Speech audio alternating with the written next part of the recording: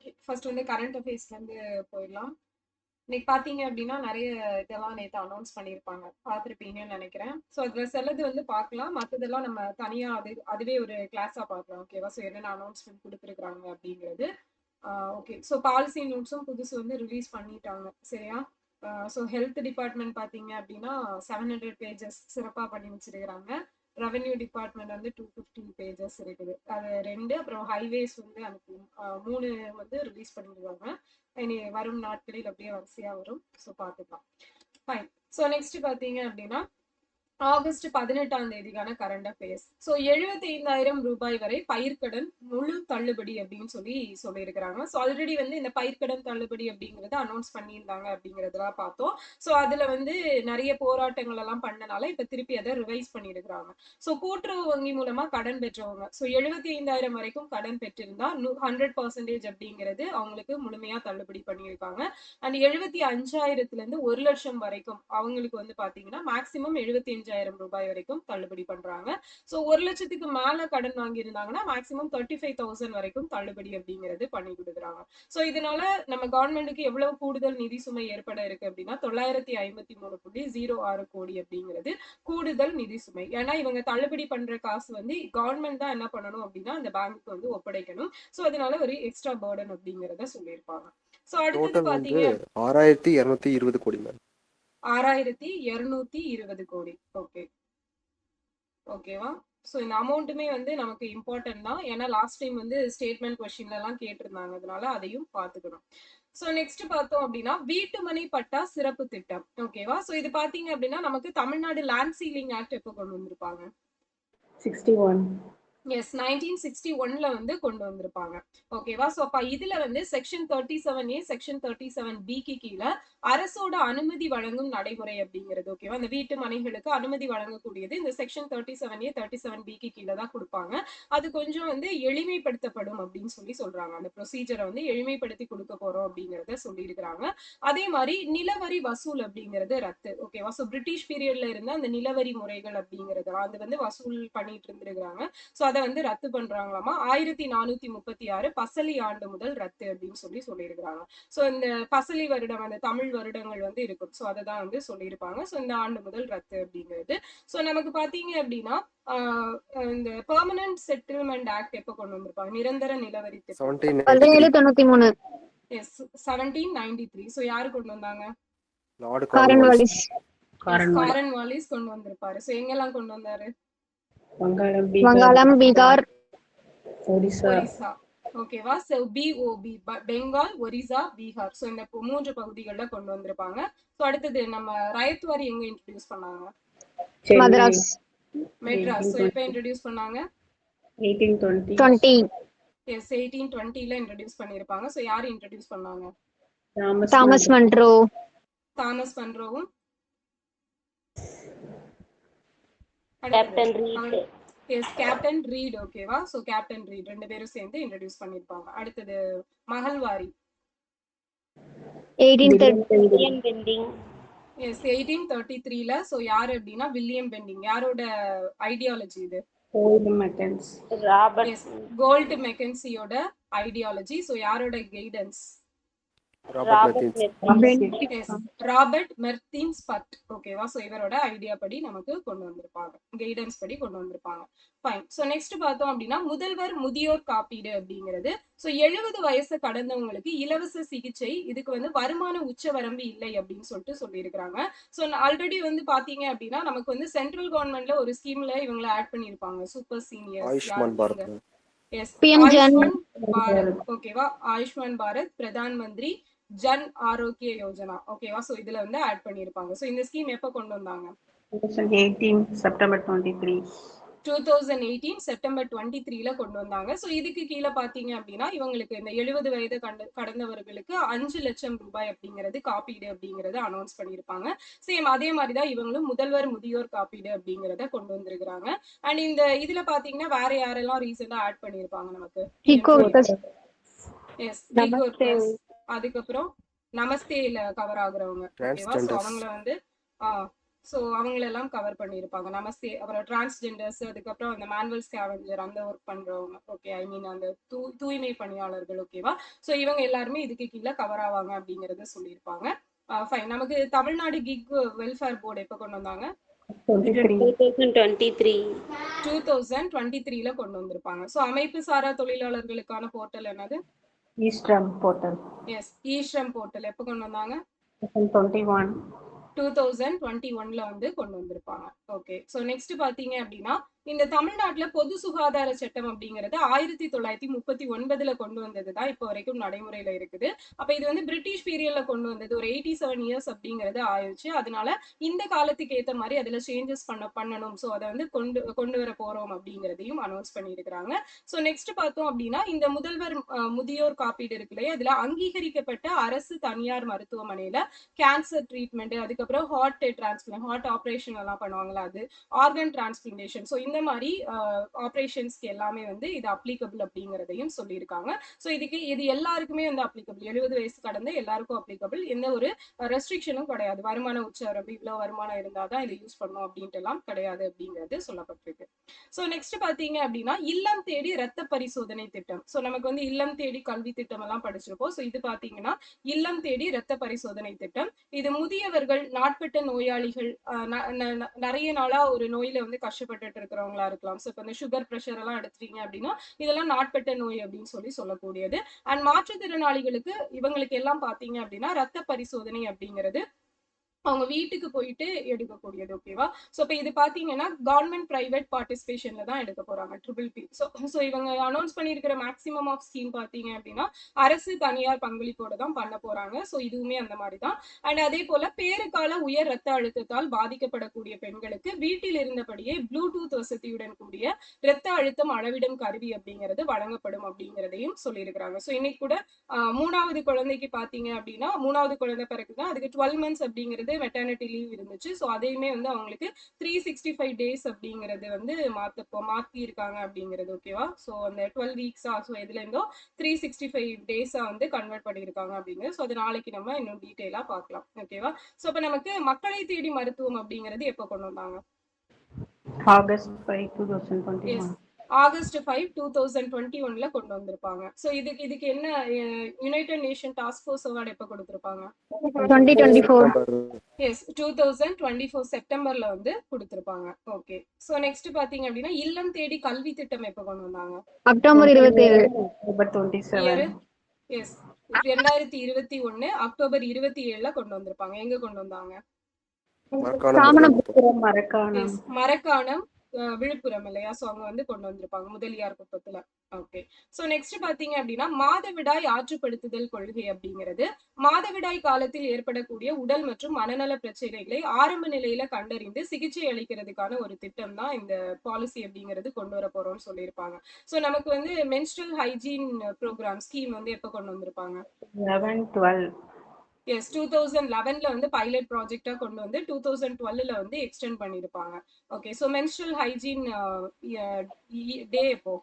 September 28. Sorry, May 28. Yes, May 28, ஓகேவா. S, May 28. So ரீசனா பாத்தீங்க அப்படின்னா, இந்த மென்ஸ்ட்ரல் ஹைஜீன் அப்படிங்கறத எந்த ஆர்டிகல்ல வந்து இது பண்ணி சொல்லிருப்பாங்க? Article 21. Yes, article 21. Yes, Jaya Thakur case அப்படிங்கிறது. சோ அதுவும் ஞாபகம் வச்சுக்கணும், ஜெயா தாக்கூர் கேஸ்ல வந்து சொல்லியிருப்பாங்க. சோ நெக்ஸ்ட் பாத்தீங்க அப்படின்னா, பச்சிளம் குழந்தைகளுக்கு அரிய வகை மரபுசார் நோய் கண்டறியக்கூடிய திட்டம். சோ இந்த திட்டம் பாத்தீங்க அப்படின்னா, எழும்பூர் அரசு குழந்தைகள் நல மருத்துவமனை மற்றும் கோவை, மதுரை மருத்துவக் கல்லூரி கூட சேர்த்து இதை வந்து இம்ப்ளிமெண்ட் பண்ண போறோம் அப்படிங்கறத சொல்லியிருக்கிறாங்க.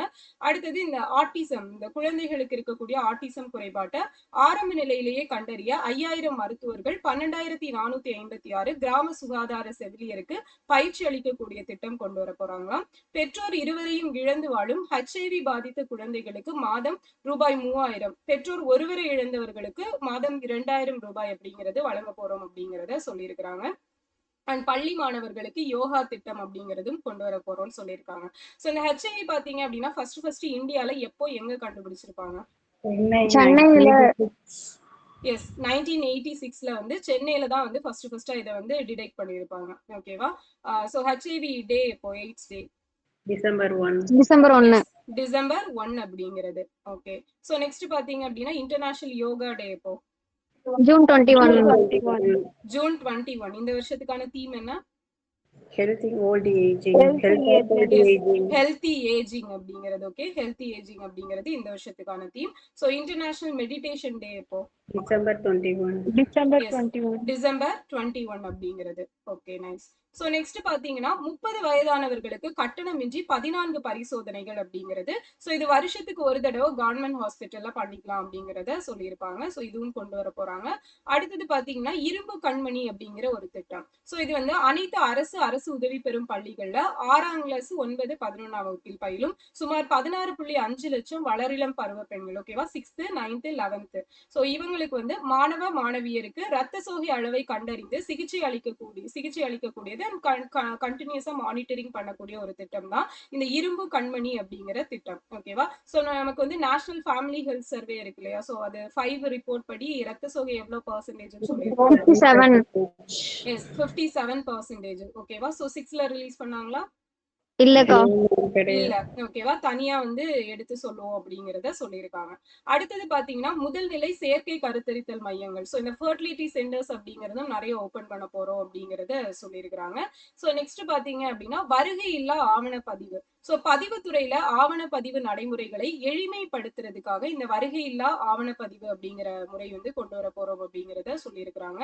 அடுத்தது தொழுநோய் கண்டறியும் இயக்கம். சோ 2030ஆம் ஆண்டிற்குள் தொழுநோய் இல்லாத இலக்கை அடைகிறதுக்காக இந்த திட்டம் கொண்டு வர போறோம் அப்படிங்கறது சொல்லியிருக்காங்க. சோ நமக்கு லெப்ரசி டே அப்படிங்கிறது எப்போ அவேர்னஸ் டேவா இது பண்றாங்க? ஜனவரி லாஸ்ட் வீக். எஸ், ஜனவரி 30. ஓகேவா. சோ ஜனவரி 30 அப்படிங்கிறது இது, அதாவது லாஸ்ட் சண்டே ஆஃப் ஜனவரி அப்படிங்கிறது இதாகும். லாஸ்ட் சண்டே ஆஃப் ஜனவரி தான் வந்து லெப்ரசி டே அப்படின்னு சொல்லிட்டு இது பண்ணுவாங்க. Last Sunday of January. So next பாத்தீங்க அப்படின்னா இந்திய ராணுவ தளபதிக்கு நேபாளத்துல உயரிய கௌரவம். சோ கௌரவ ஜெனரல் பட்டம் அப்படிங்கிறது கொடுத்திருக்காங்க. யாரு அப்படின்னா நம்மளோட இந்திய ராணுவ தளபதியான திரிராஜ் சேத். ஓகேவா. சோ இவருக்கு தான் இந்த நேபாளத்தோட உயரிய கௌரவம் அப்படிங்கிறது கொடுக்கப்பட்டிருக்கு.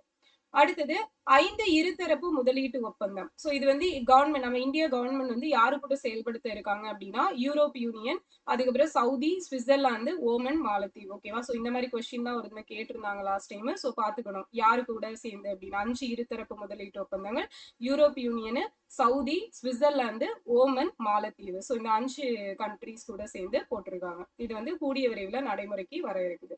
அடுத்தது பாருங்க நம்ம வயல் அப்படிங்கிற ஒரு ஆப். ஓகேவா, நம்ம வயல் அப்படிங்கிற ஒரு ஆப். சோ இது எதுக்கானது அப்படின்னா பயிர் காப்பீடு, பயிர் கடன் உள்ளிட்டவற்றை பெற தேவைப்படும் அடங்கல் சான்றிதழ்களை விவசாயிகளை சுயமாக பெறும் வகையில் நம்ம வயல் செயலி அப்படிங்கிறது இருக்கு. ஆக்சுவலா இந்த பயிர் காப்பீடு எல்லாம் வாங்குறதுக்கு அந்த சர்டிபிகேட் அப்படிங்கிறது கொடுக்கணும். சோ இது வந்து பாத்தீங்கன்னா ஃபர்ஸ்ட் வந்து விஏஓ கிட்ட இருந்து பெறணும். ஓகேவா. சோ விஏஓ மூலமா தான் வந்து வாங்க வேண்டிய ஒரு சிச்சுவேஷன் அப்படிங்கிறது இருந்தது. இனிமேல் வந்து அப்படியெல்லாம் இல்லாம இந்த ஆப்லயே வந்து அவங்க கேட்கிற டீடைல் எல்லாம் கொடுத்தாங்க அப்படின்னா அது மூலமாவே அந்த சர்டிபிகேட் அப்படிங்கறத ஈஸியா வாங்கிக்க முடியும் அப்படிங்கறத சொல்லியிருக்காங்க. சோ அதுதான் நம்ம வயல் அப்படிங்கிற ஆப். சோ அடுத்தது பாத்தீங்க அப்படின்னா அந்த ரோடுல குண்டும் குழியும் இருக்கிறதெல்லாம் போட்டோ எடுத்து போறோம். நம்ம சாலை அப்படிங்கிற ஆப். ஓகே. சோ அடுத்தது பாத்தீங்க அப்படின்னா இந்திய வானிலை மையம். சோ இது வந்து நமக்கு 1875 ஜனவரி 15ல வந்து எஸ்டாப்ளிஷ் பண்ணியிருப்பாங்க. இதோட ஹெட் குவார்டர்ஸ் எங்க இருக்கு அப்படின்னா டெல்லியில இருக்குது. சோ நமக்கு வந்து பாத்தீங்கன்னா 6 மண்டல அலுவலகங்கள் அப்படிங்கிறது இந்த இந்திய வானிலை மையத்துக்கு கீழே செயல்பட்டு இருக்கு. அப்ப அந்த 6 பிளேசஸ் எங்கெல்லாம் இருக்குன்னு பாத்தீங்கன்னா சென்னை, மும்பை, கல்கத்தா, நாக்பூர், கவுகாத்தி, டெல்லி. ஓகேவா. சோ இந்த 6 பிளேசஸ்ல தான் செயல்பட்டு இருக்கு 6 மண்டல அலுவலகங்கள். இது முக்கியமானது. சோ நம்ம சென்னை மண்டல அலுவலகம் அப்படிங்கறத எடுத்துட்டீங்க அப்படின்னா நம்ம வந்து யார் யாருக்கெல்லாம் வந்து பார்த்து சொல்லுவோம் அப்படின்னா சோ நம்ம தமிழ்நாடு, அதுக்கப்புறம் வந்து பாத்தீங்கன்னா ஆந்திரா, கர்நாடகா, அப்புறம் வந்து லட்சதீவு, சோ நெக்ஸ்ட் வந்து கேரளா. ஓகேவா. சோ இவங்களுக்கு எல்லாருக்கும் நம்ம சென்னை தான் வந்து வார்னிங் கொடுக்கக்கூடிய ஒரு அலுவலகமா செயல்பட்டுட்டே இருக்குது. சோ அடுத்தது பாத்தீங்க அப்படின்னா பேரிடர் மேலாண்மை நிதி. சோ இது வந்து நம்ம 15th ஃபினான்ஸ் கமிஷனோட ரெக்கமெண்டேஷன் படி சென்ட்ரலும் ஸ்டேட்டும் இந்த பேரிடர் மேலாண்மைக்காக எவ்வளவு ஷேர் பண்ணிக்கலாம்னு சொல்லியிருப்பாங்க அப்படின்னா 75:25 அப்படிங்கிற ரேஷியோல ஷேர் பண்ணிக்கணும் அப்படிங்கிறத சொல்லியிருப்பாங்க. ஸோ இந்த 16th ஃபினான்ஸ் கமிஷன் இருக்காங்களே, ஸோ இவங்க ரெக்கமெண்டேஷன் படி எவ்வளவு கொடுத்துருக்காங்க அப்படின்னா அமௌண்ட் 2408 கோடி அப்படிங்கிறது கொடுக்கப்பட்டிருக்கு. ஓகேவா, இந்த 75:25 ரேஷியோ ஞாபகம் வச்சுக்கணும். 15th finance commission recommendation. So இப்போ நமக்கு ஃபினான்ஸ் கமிஷன் அப்படிங்கிறது எந்த ஆர்டிகல் பேஸ் பண்ணி அமைக்கிறாங்க? 280. ஸோ யார் அமைப்பாங்க? பிரசிடென்ட் பிரசிடென்ட் வந்து அமைப்பாங்க. ஸோ முதல் ஃபினான்ஸ் கமிஷனோட ஹெட் யாரு?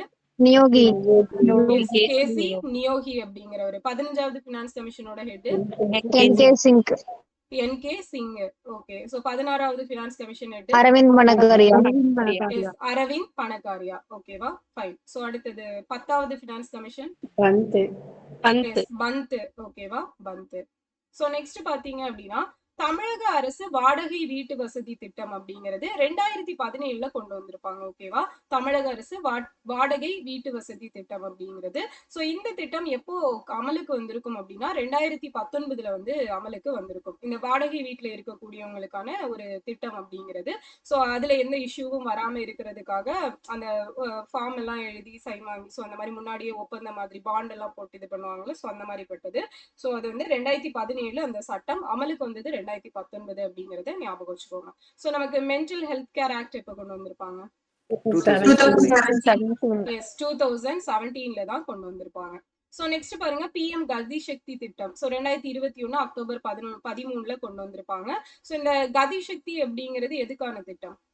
மல்டி மாடல் இன்டர்மினிஸ்ட்ரியல் கோஆர்டினேஷன்ஸ் லாஜிஸ்டிக்ல இன்ஃப்ராஸ்ட்ரக்சர் ரிலேட்டடா. ஓகேவா, சோ இதுவுமே இன்ஃப்ராஸ்ட்ரக்சர் ரிலேட்டடா இருக்கக்கூடியதான் கதி சக்தியும்.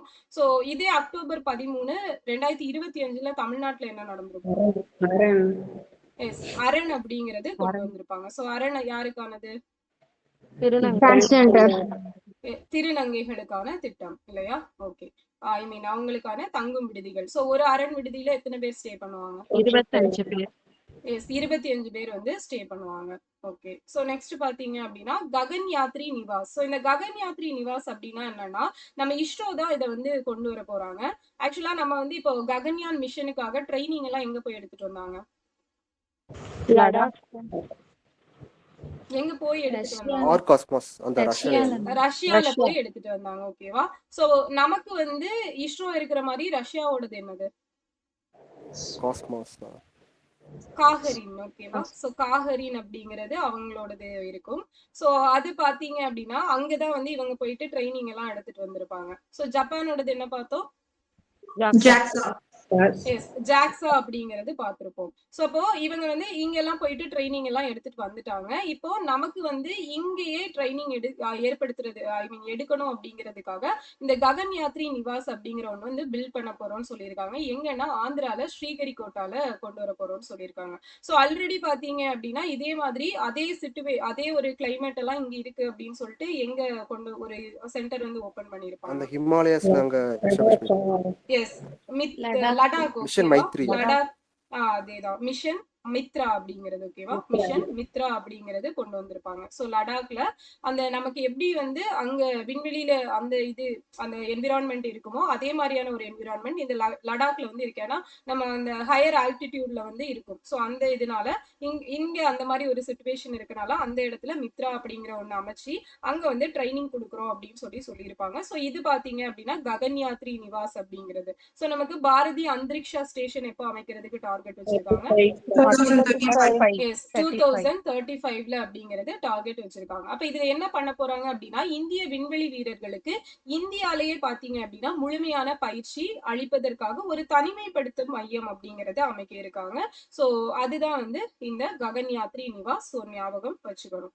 ஓகே. சோ நெக்ஸ்ட் பாத்தீங்க அப்படின்னா இந்த இதுல ககன்யான் மிஷன்ல வந்து எத்தனை பேர் வந்து விண்வெளிக்கு போறதா சொல்லியிருப்பாங்க? 4 பேர். 4 பேர். ஓகேவா, 4 பேரு. சோ அதுல வந்து ஒரு ரோபோ தனியா இருக்கும். அந்த ரோபோட பேரு வயோமித்ரா. ஓகேவா, சோ அந்த 4 பேர் யாருன்னு தெரியுமா? அதுல ஒருத்தர் எல்லாருக்கும் தெரியும். பிரதீப், பிரதாப், இன்னொரு actor Ajit Prashanth. Krishnan. Angad ம். Pratap. கரெக்ட். ஓகேவா? சோ அப்போ ஆக்டர் நேம் வச்சு பார்த்திருப்போம். சுபான்ஷு சுக்லா ஈஸியா எல்லாருக்கும் தெரிஞ்சிரும். மீதி 3 பேருமே வந்து ஆக்டர் நேம் தான். ஒன்னு வந்து பிரசாந்த், இன்னொன்னு அஜித், இன்னொன்னு வந்து பிரதீப் ரங்கநாதன் ஞாபகம் வைக்க சொல்லியிருப்போம். அப்ப பிரதாப். ஓகேவா? அங்கத் பிரதாப் அப்படிங்கிறது. சோ இவங்க 4 பேரும் தான் போக இருக்காங்க அப்படிங்கிறது. சோ சுபான்ஷு சுக்லா பாத்தீங்க அப்படின்னா ரீசெண்டா ஒரு புக் வந்து எழுதியிருப்பாரு. என்ன புக்? என்ன book? The second orbit, the billion, Yes, correct. 1.4 billion. Super. So second orbit belief of a man dream of 1.4 billion hearts அப்படிங்கிற புக். ஓகேவா? செகண்ட் ஆர்பிட் அப்படிங்கிறது ஞாபகம் வைத்துக் கொள்ள வேண்டும். ஓகே. ஸோ இப்போ இதுதான் வந்து நமக்கு கரண்ட் அஃபேர்ஸ் டேட்டாஸ். ஓகேவா?